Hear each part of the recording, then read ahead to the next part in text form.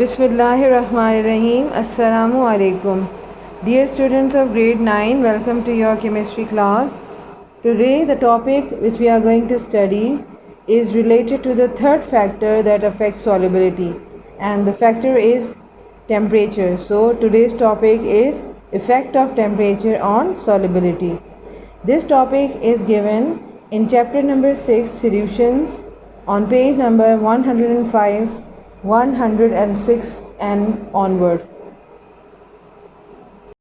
Dear students, temperature has a major effect on the solubility of different solute in their solvent, and generally it seems that solubility increases with the increase of temperature, but it is not always correct, because when a solution is formed by addition of solute, that solution mainly formed by addition of solute in a solvent, then three different possibilities may occur with respect or with reference to the effect of temperature on the solubility. And these possibilities are, so what are the possibilities here? Possibilities are, starting from A, heat is absorbed. Heat is absorbed. Second case is heat is released. Heat is given out or released. And the third case, no change in heat. No change in heat. So the introductory point related to the effect of temperature on solubility is this, that कि अक्सर हमने देखा है कि जो different chemical substances होते हैं उनको अगर हम सॉल्यूशन के लिए यानी सॉल्यूशन बनाने के लिए इस्तेमाल करें, कि अगर कोई भी सॉल्यूट आप सॉल्वेंट में हल करें और आप उस पर टेम्परेचर के असरात या असर का जायज़ा लें, तो आपको पता चलेगा कि उमूमन ज़्यादातर जो आपके सॉल्यूट होते हैं उन पर टेम्परेचर का बहुत गहरा असर होता है। यानी जैसे जैसे आप टेम्परेचर को बढ़ाते जाएंगे, टेम्परेचर के इंक्रीज़ के साथ ही क्या इफ़ेक्ट प्रोड्यूस होगा आपकी सॉल्युबिलिटी, सॉल्यूट की सॉल्युबिलिटी पे, कि वो भी बढ़ जाएगी। Increase the solubility of the solute. और जैसे ही टेम्परेचर को कम करें तो सॉल्युबिलिटी भी कम हो जाएगी, लेकिन हमेशा ऐसा नहीं होता। बाज़ सूरतों में आपने यानी बाज़ पॉसिबिलिटी जो आपको इस वक्त नज़र आ रही हैं, बाज़ दफ़ा ऐसा भी होता है कि जब आप टेम्परेचर को बढ़ा रहे होते हैं तो सॉल्युबिलिटी कम हो रही होती है, बाज़ दफ़ा टेम्परेचर कम हो रहा हो तो सॉल्युबिलिटी बढ़ रही होती है, और बाज़ केसेस में जब आप टेम्परेचर को मुस्तकिल बढ़ा रहे होते हैं तो आपके सॉल्युबिलिटी सॉल्यूट की एक फ़िक्स्ड जिसे कहते हैं कांस्टेंट लेवल पे आके रुक जाती है, फिक्स्ड हो जाती है, ना बढ़ती है और ना ही कम होती है। तो ये तीन पॉसिबिलिटीज़ आपकी यहाँ से ज़ाहिर हो रही हैं कि बाद दफ़ा हीट एब्जॉर्ब हो जाती है, बाद दफ़ा हीट रिलीज़ हो जाती है सिस्टम से, और थर्ड केस है कि बाद दफ़ा कोई भी असर नहीं होता हीट या टेम्परेचर का आपकी सॉल्यूट की सॉल्युबिलिटी पे। First possibility is heat is absorbed. Heat is absorbed. When some salts like potassium nitrate KNO3, sodium nitrate NaNO3 and potassium chloride KCl, so these are the salts or solutes, when they are added in water, that is solvent, water, what happens that the test tubes in which this dissolution occur becomes cold. Suppose this is a test tube containing solvent, that is water in it, and along with it you can add, or now adding one of the solute, that is one of the salt from these salts. For example, you have added in solvent potassium chloride as solute. So what happens that after some times the test tube becomes cold. So what is this possibility about? Heat is absorbed का मतलब है कि heat जब system में जज्ब हो जाए तो इस पॉसिबिलिटी को कहा जाता है heat is absorbed. And there are some solutes, कुछ सॉल्यूट्स या सॉल्ट्स होते हैं जिनको जब वाटर में डिज़ोल्व किया जाए तो जैसे ही आप उनको वाटर में डिज़ोल्व करते हैं कुछ ही देर के बाद टेस्ट ट्यूब जिसमें ये रिएक्शन होता है या सोल्यूशन बनने का अमल होता है वो कोल्ड हो जाती है, ठंडी हो जाती है. Now it means during dissolution of these salts, that is potassium nitrate, sodium nitrate and potassium chloride, when they are added in water, what happens during this dissolution of salts? Heat is absorbed. Test tube क्यों ठंडी हुई? क्योंकि इस डिज़ोल्यूशन के दौरान heat system के अंदर यानी टेस्ट ट्यूब के अंदर या आपके उन सॉल्यूट और सॉल्वेंट की जो सॉल्यूशन फॉर्मेशन के लिए जो जा रहे हैं उसमें एब्जॉर्ब हो गई. तो heat is absorb. And such type of processes or reactions in which the heat is absorbed in the system is called or are called endothermic process. Endothermic process. So we can say that when these salts or solutes are dissolved in water, then the test tube becomes cold, which represent that heat is absorbed, and those reactions in which heat is absorbed or those dissolving process in which heat is absorbed is called or are called endothermic process or endothermic reactions. So here we can say that solute or solvent plus solute, any of these solutes are mixed together or added together, actually heat is absorbed along with them and to form solution. So this process is called endothermic process because heat is absorbed in the system. अगर heat हम arrow के बाद लिखते तो heat given out होती. जैसे अगर हम लिखते कि solvent plus solute to make solution plus heat, ये इंडिकेट कर रहा है, ये प्रोसेस इंडिकेट ये करेगा कि जब एरो के बाद आप हीट लिखेंगे, in that case the name of the process will be exothermic. Why the name of the process is called exo? Because there are two terms use in these processes. One is called endo. अगर system के अंदर ही आपके heat absorb हो रही है, यानी thermic का मतलब होता है हीट और एंडो का मतलब होता है इनसाइड. अगर सिस्टम के अंदर ही रिएक्शन जो भी प्रोसेस हो रहा होता है उसके अंदर हीट एब्जॉर्ब हो जाए, अंदर यानी इनसाइड हीट एब्जॉर्ब हो जाए, तो इस तरह के प्रोसेसेस को एंडोथर्मिक. जबकि ऐसा प्रोसेस जिसमें हीट एक्सो का मतलब आउटसाइड रिलीज़ हो जाए, यानी सिस्टम के अंदर एब्जॉर्ब ना हो बल्कि बाहर रिलीज़ हो जाए, इस तरह का प्रोसेस कहलाता है एक्सोथर्मिक. तो आपने किस तरह से पहचानना है इसको कि अगर एंडोथर्मिक होगा तो हीट को आपने एरो से पहले लिखना है और एक्सोथर्मिक के नतीजे में आपने हीट को एरो के बाद लिखना है, यानी प्रोडक्ट्स के साथ लिखना है. Now in this case heat is absorbed. Solubility usually increases with the increase in temperature for solutes, which I have mentioned in the previous point. So it means that heat is required to break the attractive forces between the ions of solute. So we can say that solubility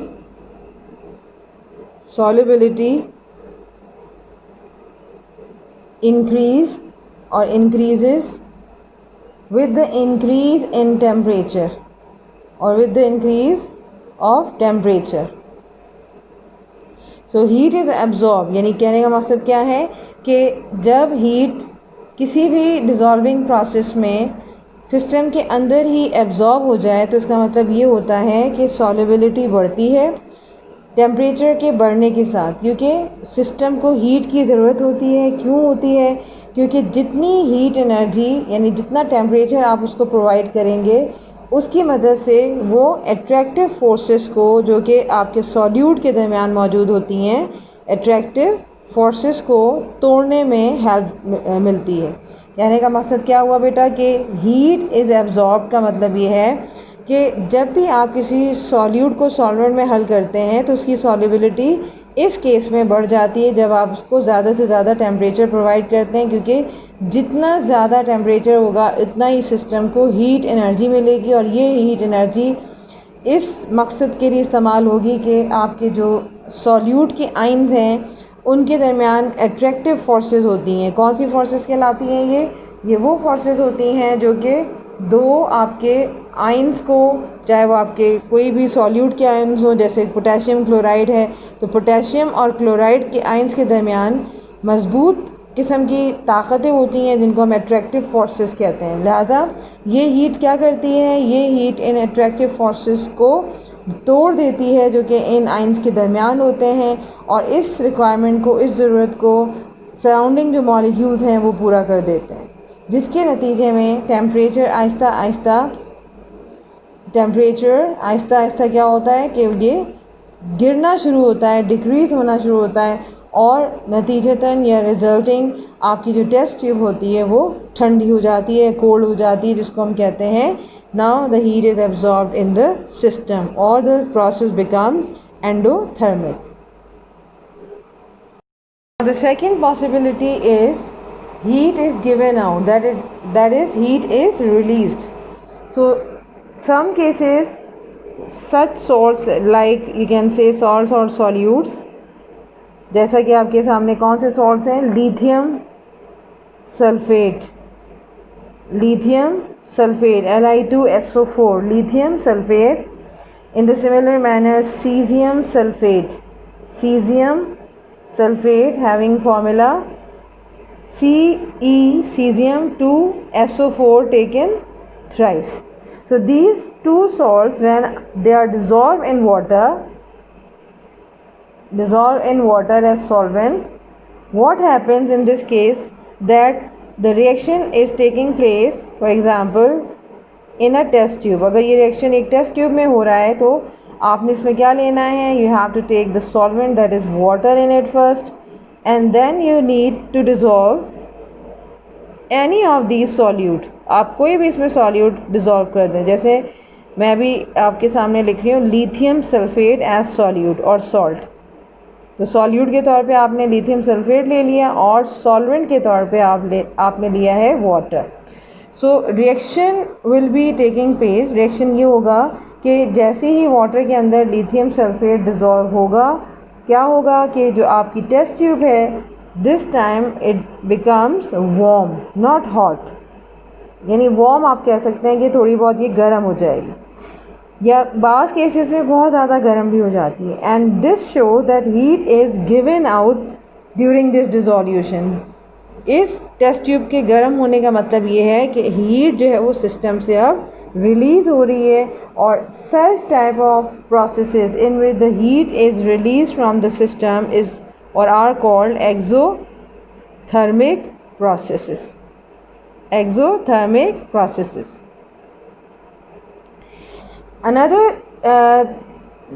important point related to it. Now, in such cases, the solubility of salt decreases with the increase of temperature. So, this is very important point, that what is the effect of temperature on the solubility of this solute in the water. So, what happens here, that when the temperature is increased, so increase in temperature ultimately decrease the solubility of the salt.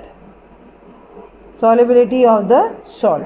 Previous case में आपका क्या हुआ था कि heat is absorb के case में हमने क्या देखा था कि दोनों डिफरेंस आपको क्लियर हो जाने चाहिए कि उसमें हमने जब वाटर के अंदर सॉल्यूट, जैसे हमारा सॉल्यूट था पोटेशियम नाइट्रेट, सोडियम नाइट्रेट और पोटेशियम क्लोराइड, तो हमने वो सॉल्यूट जब वाटर में ऐड किए तो हमारा जो सिस्टम था, यानी टेस्ट ट्यूब हमारी क्या थी, वो एक सिस्टम के तौर पे काम कर रही है। वो सिस्टम क्या हो गया, वो टेस्ट ट्यूब हमारी ठंडी हो गई, और जो इंडिकेट कर रही थी कि ये एक एंडोथर्मिक प्रोसेस था। अब हम उलट कर रहे हैं हीट इज़ गिवन आउट के लिए, जिसमें हमने दो डिफरेंट सॉल्ट्स लिए हैं। मिसाल के तौर पर हमने लिथियम सल्फेट को वाटर में डिज़ोल्व किया और आफ्टर डिज़ोल्यूशन हम क्या देख रहे हैं कि जो हमारा सिस्टम है, हमारी टेस्ट ट्यूब है, वो वार्म होना शुरू हो गई, गर्म होना शुरू हो गई, which indicate that this process in which the heat energy is released from the system and makes your test tube or system warm, then this process is called exothermic, because meaning of exothermic mean heat is given out, heat is released outside. So in this case you can also observe that with the increase of temperature, solubility of the solute will be decreased, but in the previous case, that is when heat is absorbed in the system, increase in temperature also increases the solubility. तो heat is given out में ये आपका जो effect है temperature का, ये solubility पे reverse हो जाता है कि जैसे जैसे आप टेम्परेचर बढ़ाएंगे सॉल्यूट की सॉल्युबिलिटी कम होती चली जाएगी। तो इसका मतलब है कि लिथियम सल्फेट जैसे जैसे आप टेम्परेचर इस टेस्ट ट्यूब का बढ़ाते चले जाएंगे, इसको वार्म करेंगे या गर्म करेंगे, और अगर गर्म नहीं भी करें, आप सिर्फ सिंपली इस लिथियम सल्फेट को वाटर में डिज़ोल्व करें, तो आप देखेंगे कि जितनी हीट एनर्जी सिस्टम के अंदर प्रोड्यूस हो रही है for the process that is called the dissolution, तो ये आपकी हीट एनर्जी सिस्टम से रिलीज़ हो जाएगी। Now what is the reason behind, हमने जैसे कि देखा कि सॉल्वेंट में हमने ऐड किया सॉल्यूट को and they actually form solution, लेकिन इस पूरे प्रोसेस डिज़ोल्यूशन प्रोसेस के अंदर हमारी जो हीट एनर्जी है that is shown in the end, that is on the product side after an arrow, which indicates के हीट आपकी रिलीज़ हुई है। अगर हीट का वर्ड हम एरो से पहले लिखते तो हीट आपके सिस्टम में एब्जॉर्ब होती। So this type of process is called exothermic process. Now in this case, when heat is given out from your system, in such cases attractive forces which are actually holding two ions together, attractive forces, जैसे कि हमने कौन सा salt लिया था आपके सामने, lithium sulphate Li2SO4, lithium sulphate. तो लिथियम सल्फेट क्या है, ये आपके दो आइंस पर मुश्तमिल आपके एक सॉल्यूट है, in which the first ion is lithium and the second ion is sulphate ion. So the attractive forces which are present between the solute particles are weaker. ये अट्रैक्टिव फोर्सेस इन solute particles के दरमियान जो होती हैं, ये क्या होती हैं, ये वीकर होती हैं as compare to the another forces which are present between the solute solvent interactions. यानी सॉल्यूट सॉल्वेंट इंटरेक्शन से क्या मुराद है कि जैसे ही आपने इस सॉल्यूट को सॉल्वेंट यानी पानी में डिज़ोल्व किया, तो जो फोर्सेस इन सॉल्यूट सॉल्वेंट यानी इंटरेक्शन के लिहाज से हम बात करें, तो जो फोर्सेस जो अट्रैक्टिव फोर्सेस आपकी लिथियम सल्फेट में मौजूद थी वो कमज़ोर पड़ गई और सॉल्यूट सॉल्वेंट इंटरेक्शन आपकी स्ट्रॉन्गर होती चली गई, स्ट्रॉन्ग होती चली गई, जिसके नतीजे में क्या हुआ, as a result there is release of energy, जिसके नतीजे में एनर्जी जो है वो आपकी हीट एनर्जी रिलीज़ होना शुरू हो गई, heat energy is released. So simple सा सिस्टम है कि जिसमें आपने ये समझना है कि हीट सिस्टम से क्यों रिलीज़ हुई, रीज़न क्या है। So this is the reason कि लिथियम सल्फेट के दरमियान जो अट्रैक्टिव फोर्सेस थी वो कमज़ोर होती जा रही थी, और कौन सी ताकतें थी, कौन सी फोर्सेस थी जो इनको मज़ीद वीक कर रही थी, तो वो आपकी सॉल्यूट सॉल्वेंट फोर्सेस या इंटरेक्शंस थी, जिनके मजबूत होने की वजह से क्या हुआ कि अट्रैक्टिव फोर्सेस जो लिथियम सल्फेट के दरमियान थी वो टूट गई, और उसके नतीजे में इस इंटरेक्शन या डिज़ोल्यूशन के नतीजे में हीट एनर्जी सिस्टम से रिलीज़ होना शुरू हुई, और इस प्रोसेस को जिसमें हीट एनर्जी रिलीज़ होती है that is called exothermic process, because the reason of exothermic process is related to the effect of temperature on solubility in this way that with the increase of temperature solubility will also or will always be decreased. तो जब मैं arrow के science आपके सामने downward या upward बना रही हूँ, what is the meaning of this sign जो कि ऊपर की तरफ जा रहा है एरो हेड इसका, दिस मीन्स इंक्रीज्ड, यानी जब आप टेम्परेचर को इंक्रीज़ करेंगे तो सॉलिबिलिटी डिक्रीज़ होती चली जाएगी. And such cases can be seen in the case of heat is given out, that is the lithium sulfate and the cesium sulfate. Third possibility is no change in heat. No change in heat. Now in some cases during the dissolution process in which the solute is dissolved in solvent, neither the heat is absorbed nor released. What is the meaning of this third possibility?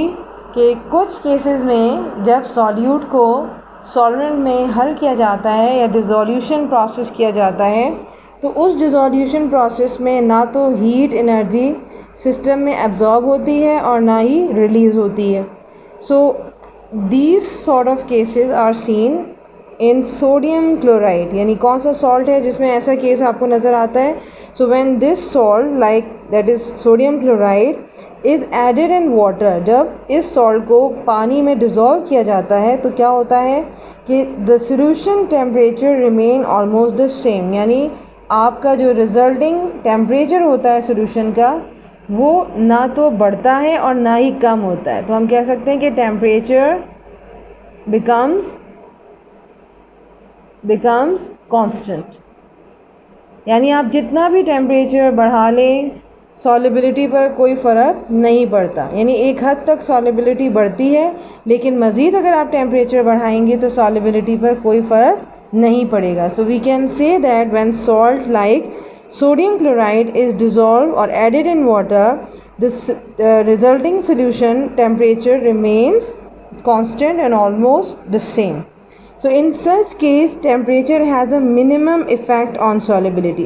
इस case में आपने क्या देखा कि temperature को आपने बढ़ाया, increase किया. इंक्रीज़ ऑफ टेम्परेचर एक हद तक आपकी सॉलिबिलिटी को भी इंक्रीज़ कर रहा है, इंक्रीज़ द सॉलिबिलिटी. लेकिन ये एक हद है. उस हद के बाद, उस लिमिटेशन के बाद अगर आप मज़ीद टेम्परेचर को बढ़ाएंगे तो सॉलिबिलिटी पर कोई फ़र्क नहीं पड़ेगा. इसका मतलब है कि दोनों साइड पर आपके जो डिज़ोल्यूशन प्रोसेस है उसमें टेम्परेचर आपका कांस्टेंट हो जाएगा, जो इंडिकेट करेगा कि अब एक फ़िक्स्ड जो है वो सॉलिबिलिटी का आपके सामने एक पॉइंट आ गया है जिस पर सॉलिबिलिटी फ़िक्स्ड हो गई है और मज़ीद टेम्परेचर के बढ़ाने से सॉलिबिलिटी पर कोई फ़र्क नहीं पड़ेगा. तो यहाँ पर no change in heat is actually indicating the constant value, that is almost the same. And all these three possibilities can be best understood with the help of a figure. So now I am going to draw a figure which shows the effect of temperature on solubility of different salts in water, that is solvent. Now students, this graph represents the effect of temperature on solubility of different solute. So on x-axis we have taken the temperature from 0 to 100 degrees Celsius, while on y-axis solubility has been taken or is given starting from 0 to 100, and solubility is taken in grams of solute dissolved in 100 grams of water. So here you can observe that different types of solutes when dissolved in water, they show different dissolution or different process of dissolution depending on the temperature. Depending upon the temperature, first case यानी अगर हम यहाँ से शुरू करें, this red line indicates कि temperature के जैसे जैसे हम टेम्परेचर को यहाँ से बढ़ा रहे हैं 10, 20, 30, 40, 50, तो इस रेड लाइन पे क्या फ़र्क पड़ रहा है कि एट स्टार्ट 0 पर टेम्परेचर जो है वो क्या, यानी इसकी जो सॉलिबिलिटी थी 0 टेम्परेचर पर वो कितनी थी, तो अप्रॉक्सीमेट ये 20 के बराबर थी, 20 ग्राम्स के बराबर थी. अब जैसे जैसे आपने टेम्परेचर बढ़ाया तो with the increase of temperature solubility decrease हो रही है. So with type of salt you can now assume कि ये कौन सा हो सकता है. आप क्या क्या गेस करेंगे? तो ये आपका लिथियम सल्फेट हो सकता है या caesium sulphate, and here the salt is caesium sulphate. कौन सा सॉल्ट है ये? Caesium sulphate. Another salt which is now representing here with the blue line, ये ब्लू लाइन से रिप्रेजेंट होने वाला जो सॉल्ट है इसकी जो सॉलिबिलिटी है वो अप्रॉक्सीमेट 30 से 40 के दरमियान आ रही है, जो इंडिकेट कर रहा है कि ये कौन सा सॉल्ट है? ये सोडियम क्लोराइड है. सोडियम क्लोराइड है. और सोडियम क्लोराइड की लाइन को अगर आप गौर से देखें तो with the increase of temperature slide increase in the solubility will also be observe, लेकिन एक जगह जाकर ये कांस्टेंट हो जाती है, इसमें कोई तब्दीली नहीं होती. So a case in which the caesium sulphate is dissolve in solvent, what happens here? Heat is given out, heat is release in this case. यानी ये वो प्रोसेस है जिसमें हीट सिस्टम के अंदर से रिलीज़ हो रही है. जबकि सोडियम क्लोराइड क्या है? सोडियम क्लोराइड एक ऐसा सॉल्ट है जिस पर टेम्परेचर का कोई असर आपको नज़र नहीं आ रहा. So no change in heat is observe, no change in heat. while some other salts or solutes are represented here in with this black lining or curves, and this curve starting between the 20 to 30 grams of solubility moving upward, and this shows that the line is going upward and the salt representing this line is related to potassium chloride. And with the increase of temperature you can observe कि आहिस्ता आहिस्ता जैसे जैसे temperature आप बढ़ा रहे हैं तो solubility भी बढ़ती जा रही है, यानी लाइन ऊपर जा रही है, लाइन इस तरह नीचे नहीं आ रही है जिस तरह से आपने सीजियम सल्फेट में देखा. सो what happens in the case of potassium chloride? Because line is moving upward, with the increase of temperature solubility will also be increased, which shows that what happens here? Heat is absorbed in the system, heat is absorbed. Now another case which is present or starting approximate from the 10, and with the increase of temperature up to the 50 or 60, between the 50 or 60, the next curve which you are observing again with the black line is actually representing another salt, and this salt is representing here is potassium nitrate. And in this case you can also observe that heat is absorbed in the system. And what is the meaning of heat is absorbed?